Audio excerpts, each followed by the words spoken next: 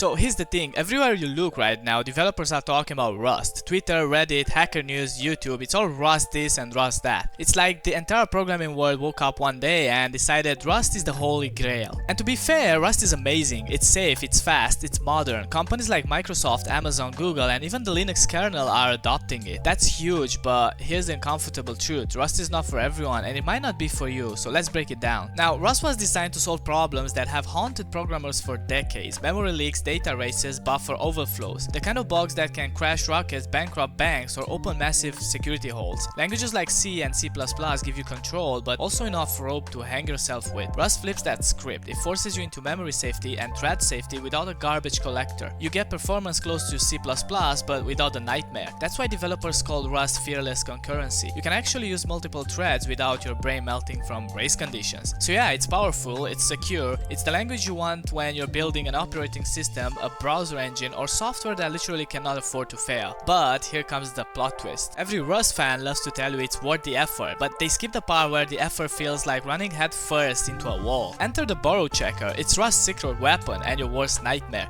This thing does not care about your deadlines, your self-esteem, or your sanity. It will reject the code that looks perfectly fine to you again and again until you either learn the rules of ownership and lifetimes or rage quit and crawl back to Python. That little weekend project you thought you'd finish in 2 days? Well, expect it to take 3 weekends while you fight the compiler. And that's the trade-off. Rust gives you safety, but you pay for it in frustration. Now here's the mistake people make. They think Rust is for everything, but it's not. If you're building low-level system software, embedded devices, or performance-critical apps, Rust is a godsend. If you're working on blockchain, cryptography, or anything security sensitive, Rust makes perfect sense. But if you're a startup founder building an MVP or a student just learning to code, Rust is complete overkill. It's like bringing a battle tank to a water balloon fight. You'll win, sure, but you'll also spend forever just learning how to drive the tank. Sometimes you just need to move fast, prototype ideas, and ship. For that, Python, JavaScript, even Go will get you further faster. So should you learn Rust? Well, here's my opinion. If you're already comfortable with coding and want to level up, absolutely, learn Rust. It will make you think differently, more carefully, more precisely. It's like going from casual weightlifting to Navy SEAL training. Painful but transformative. Rust isn't just a language, it's becoming a career path. Companies are desperate for Rust developers because the supply is still small. So if you stick with it, you're not just learning a language, you're future-proofing your job prospects. But in the bigger picture, yeah, Rust is already changing how big companies think about safety and performance. But don't let them hype fool you. It's not a magic bullet. It's not replacing Python or JavaScript or even C++